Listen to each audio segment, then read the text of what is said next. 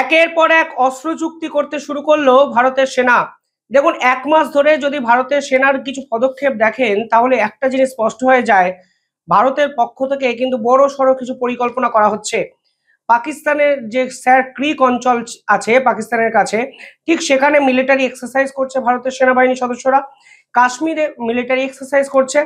বাংলাদেশের কাছে বঙ্গোপসাগরে মিলিটারি এক্সারসাইজ করা হচ্ছে। আসাম এবং সেভেন সিস্টার্সে মিলিটারি এক্সারসাইজ হচ্ছে।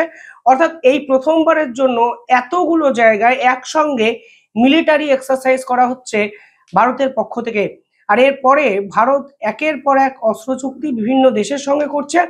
তা একটা জিনিস স্পষ্ট করে দেয়, অপারেশন সিন্দুরের পরে কিন্তু ভারতের শত্রুদেরকে শেষ করার জন্য বড় সড়ো কোনো পরিকল্পনা করছে এবং তার প্রমাণ কিন্তু পাওয়া গেল আজকেও। যে খবর সামনে আসছে সেখানে বলা হচ্ছে আমেরিকা এবার ভারতকে জাভেলিন দিতে চলেছে।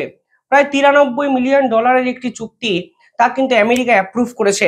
এই জাভেলিন একটি অত্যন্ত গুরুত্বপূর্ণ অস্ত্র, যা অপারেশন সিন্দুরের সময় পাকিস্তানের বিপক্ষে কিন্তু ভারত ব্যবহার করেছে।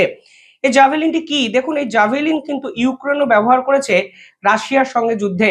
জাভেলিন যদি না থাকতো তাহলে রাশিয়ার মিলিটারি খুব সহজে ইউক্রেনকে হয়তো আরো আগে দখল করে নিতে পারতো। আপনাদের ছোট্ট একটা ভিডিও যদি আপনাদের দেখাই, আপনারা দেখতে পাবেন যে এই ভিডিওতে একটি রাশিয়ার ট্যাঙ্ক ইউক্রেনে ঢোকার চেষ্টা করছে এবং জাভেলিন দূর থেকে ছুঁড়ে সেই ট্যাঙ্কটিকে সম্পূর্ণভাবে গুড়িয়ে দেওয়া হলো। অর্থাৎ জাভেলিন বর্তমান সময়ে অত্যন্ত গুরুত্বপূর্ণ একটা অস্ত্র। 2012 সালে এই জাভেলিন নেওয়ার কথা কিন্তু প্রথমবারের জন্য ভারত ভাবে, কিন্তু সে সময় আমেরিকা কিন্তু ভারতকে কিছুতেই এই জাভেলিন বিক্রি করতে চায়নি। সে সময় ভারতের যে অস্ত্র ছিল সেখানে 44টির বেশি এই রকম অ্যান্টি ট্যাঙ্ক এই মিসাইল কিন্তু কম ছিল। ফলে ভারত ভেবেছিল সে সময় হয়তো জাভেলিন আমেরিকার থেকে তারা নেবে, কিন্তু সেদিনে সেই জাভেলিনের সঙ্গে আজকের জাভেলিনের আকাশ পাতাল পার্থক্য। এবং আজকে যেভাবে জাভেলিন গোটা বিশ্ব জুড়ে বিভিন্ন ক্ষেত্রে ব্যবহার করছে বিভিন্ন দেশ, তা কিন্তু অত্যন্ত বিপজ্জনক একটা প্রবণতা। এবং একটা জিনিস পরিষ্কার করে দেয় যে জাভেলিন এই মুহূর্তে সব থেকে উন্নত মানের একটি মিসাইল। আর এই জাভেলিনকে নিয়ে ভারতের একটি চুক্তি আমেরিকার সঙ্গে হয়েছে, তা আমেরিকা অ্যাপ্রুভও করলো। 2012 সালে যে সমস্যাটা হয়েছিল তা হলো আমেরিকা কিছুতেই ভারতকে টেকনোলজি ট্রান্সফার করতে চায়নি, কিন্তু 2025-এ এসে ভারত এমনই প্রভাবশালী এক রাষ্ট্রে পরিণত হয়েছে যে ভারতের দাবি কিন্তু মানতে বাধ্য হচ্ছে আমেরিকাও। এবং সম্ভবত কো প্রোডাকশন একাধিক অস্ত্রের ক্ষেত্রে আমেরিকা এবং ভারত যৌথভাবে করবে, তা কিন্তু স্পষ্ট হয়ে যায়। পাশাপাশি এই যে হঠাৎ করে এত এমার্জেন্সি বেসিসে অস্ত্র কেনার অর্থ কিন্তু অত্যন্ত গুরুত্বপূর্ণ। আসলে ডিপ্লোম্যাসিতে মারতে পারি, অর্থাৎ মারাচ্ছে মারতে পারি, এই ভয়টা কিন্তু অত্যন্ত ইম্পর্টেন্ট। আর পাকিস্তান বাংলাদেশের মতো শক্তি যাদের কোনো ক্ষমতাই নেই ভারতের বিপক্ষে যুদ্ধ করার, তারা যখন দিনের পর দিন হুঁশিয়ারি দিয়ে যাচ্ছে, তার পাল্টা ভারতের একদম অ্যাগ্রেসিভ অ্যাটিটিউডটা প্রয়োজন ছিল এবং সেটাই কিন্তু ভারতের সেনাবাহিনী নিখুঁত দক্ষতার সঙ্গে করলো। পাশাপাশি যে তথ্য উঠে আসছে সেখানে বলা হচ্ছে ইসরায়েলের সঙ্গে ভারত কিন্তু একাধিক অস্ত্র চুক্তি করেছে, একাধিক বাইলেটারাল ট্রেড কিন্তু করেছে। দেখুন, এই মুহূর্তে ইসরায়েল এবং ভারতবর্ষের মধ্যে খুব একটা ব্যবসায়ী সম্পর্ক নেই। 2024-25-এ প্রায় 3.62 বিলিয়ন ডলারের ব্যবসা বাণিজ্য দুই দেশের মধ্যে হয়। কিন্তু এখন ইসরায়েল এবং ভারতের যে ফ্রি ট্রেড এগ্রিমেন্ট হলো, সেখানে বছরে প্রায় 30 থেকে 40 বিলিয়ন ডলারের ব্যবসা বাণিজ্য হবে এবং 10 বছরের মধ্যে এই সংখ্যাটা প্রায় 10 গুণ বাড়ানোর পরিকল্পনা ভারত এবং ইসরায়েলের পক্ষ থেকে করা হয়েছে। ভারতের কমার্স মিনিস্টার পরিষ্কার কথা বলেছেন যে আমরা ইসরায়েলকে অত্যন্ত ভরসা করি, বিশ্বাস করি এবং আমাদের লক্ষ্য আগামী 10 বছরের মধ্যে এই ব্যবসা বাণিজ্যের পরিমাণ 10 গুণ বাড়িয়ে ফেলার। ইসরায়েল বলেছে ভারত এই মুহূর্তে স্লিপিং জায়ান্ট, অর্থাৎ ভারতের সঙ্গে ব্যবসা বাণিজ্য না করলে বিশ্বের কোনো দেশই হয়তো পরিপূর্ণ হবে না। এবং তারা পরিষ্কার বলেছে যে আমরা গোটা বিশ্বের সঙ্গে যে ব্যবসা বাণিজ্যের চুক্তি করিনি তা প্রথমবারের জন্য ভারতের সঙ্গে করলাম। 2015-তে যদি দেখেন তাহলে দেখবেন এই দুই দেশের মধ্যে ব্যবসা বাণিজ্য বা অস্ত্র যদি কেনা বেচার যদি হিসাব দেখেন তাহলে দেখবেন 2015-তে এই অস্ত্র চুক্তি 5.6 বিলিয়ন ডলারের ছিল ইসরায়েলের সঙ্গে। 2025-এ এসে তা কিন্তু 33 গুণ বেড়ে যায় 185 বিলিয়ন ডলারে।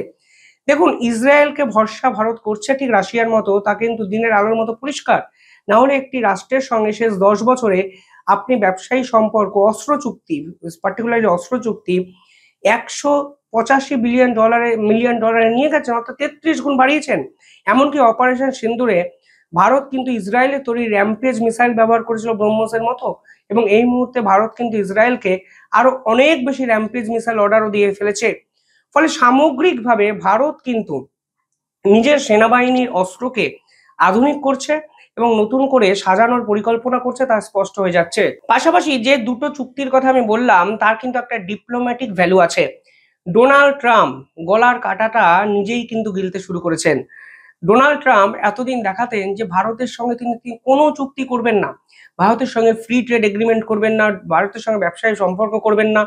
অথচ আজকের দিনে দাঁড়িয়ে দেখুন তিনি ভারতকেই অস্ত্র বিক্রি করছেন এবং ভারতের সঙ্গেই ফের একবার উইপেন রিলেটেড যে ট্রেড এগ্রিমেন্টগুলো আছে সেগুলোকে নতুন করে রিভাইভ করার চেষ্টা করছেন।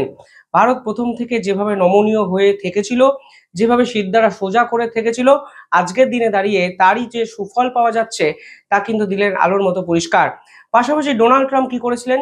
ডোনাল্ড ট্রাম্প সে সময় ইসরায়েল, ইউরোপীয় ইউনিয়নের একাধিক দেশকে বলেছিলেন তোমরা কোনোভাবেই ভারতের সঙ্গে ব্যবসা বাণিজ্য করো না, কারণ ভারত যদি রাশিয়ার থেকে তেল না কেনা বন্ধ করে, মানে কেনা বন্ধ করে, তাহলেই রাশিয়া ইউক্রেনের বিপক্ষে যুদ্ধ বন্ধ করবে। অর্থাৎ ভারতকে দিয়ে তিনি রাশিয়ার উপরে প্রেসার ক্রিয়েট করতে চেয়েছিলেন। কিন্তু আজকের দিনে দাঁড়িয়ে বাস্তবটা কি বলছে? বাস্তবটা বলছে যে ইউরোপীয় ইউনিয়ন ভারতের সঙ্গে ফ্রি ট্রেড এগ্রিমেন্ট করছে, ডিসেম্বরে এই চুক্তি সই হয়ে যাবে। এমনকি আমেরিকার অত্যন্ত ঘনিষ্ঠ দেশ ইসরায়েল, তারাও ভারতের সঙ্গে ফ্রি ট্রেড এগ্রিমেন্ট কমপ্লিট করলো, যা কিন্তু ভারতের প্রেক্ষাপটেও এক ঐতিহাসিক চুক্তি। অর্থাৎ ডোনাল্ড ট্রাম্প আলটিমেটলি তার যে পাওয়ার, তার যে ক্ষমতা, তার যে ক্ষমতা প্রদর্শনের খেলা, তা যে ডাহা ফেল করছে তা তো আন্তর্জাতিক স্তর পরিষ্কারভাবে বুঝতে পারছে। এবং আরো একটা ইন্টারেস্টিং বিষয় হলো ডোনাল্ড ট্রাম্প কালকেও ফের দাবি করেছেন 8বারের জন্য তিনি পাকিস্তান এবং ভারতের যুদ্ধ থামিয়েছেন, এবং 8বারের এই দাবির পর একবারও ভারতের পক্ষ থেকে কোনো উত্তর অবধি দেওয়া হয়নি। এমনকি তিনি এটাও বলেছিলেন যে প্রধানমন্ত্রী নাকি স্বয়ং ডোনাল্ড ট্রাম্পকে ফোন করেছেন এবং বলেছেন আমাদের অনেক হয়ে গেছে, আমরা যুদ্ধটা থামাচ্ছি। অর্থাৎ তিনি নরেন্দ্র মোদীকে ধরেও আন্তর্জাতিক স্তরে মিথ্যে গসিপ ক্রিয়েট করে নতুন একটা প্রোপাগান্ডা ক্রিয়েট করার চেষ্টা করেছিলেন, যা ভারত কিন্তু কমপ্লিটলি বন্ধ করে দিয়েছে সাইলেন্ট থেকে। দেখুন অনেক সময় মুখ বন্ধ করে রাখাটাই হলো সব থেকে বড় জবাব। আজকে ভারত যেভাবে মুখ বন্ধ করে রেখেছে তার ফল দেখুন ডোনাল্ড ট্রাম্প পাচ্ছে। এবং ডোনাল্ড ট্রাম্প যে চুক্তি 2012 সাল থেকে আটকে রেখেছিল, 2025 সালে এসে সেই চুক্তিকে ক্লিয়ারেন্স দিচ্ছে। একটা জিনিস পরিষ্কার হয়ে যায় যে ভারতের প্রভাব এবং প্রতিপত্তি আমেরিকাকেও কিন্তু নাড়িয়ে দিতে বাধ্য করে, এবং সেটার নিদর্শনও কিন্তু আমরা দেখতে পেলাম। পাশাপাশি ইউরোপীয় ইউনিয়ন বা ইসরায়েল যেভাবে ভারতের সঙ্গে ট্রেড এগ্রিমেন্ট করলো, তাও কিন্তু এই ঔদ্ধত্যপূর্ণ আচরণের করা জবাব। এবং ডোনাল্ড ট্রাম্প বুঝে গেছে ভারতকে ছাড়া গোটা বিশ্ব চলতে পারছে না, আমেরিকা কিভাবে চলবে। কমেন্টে জানাবেন কিভাবে দেখছেন পুরোটা।